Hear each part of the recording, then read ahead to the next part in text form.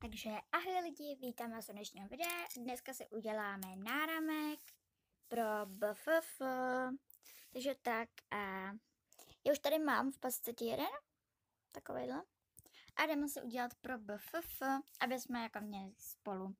Takže budeme potřebovat v podstatě můžete tohle a nebo i ne. Já tady budu potřebovat rybičky. To nebudu potřebovat, ale mám to. Korálky a korálky. Takže jdeme na to, jdeme si je připravit. Už mám připravené korálky a vznikne z toho tento náramek. Takže jdeme na to a je to teda pro bestý. Už to skoro mám. Tak se vám ozvu, až to budu mít.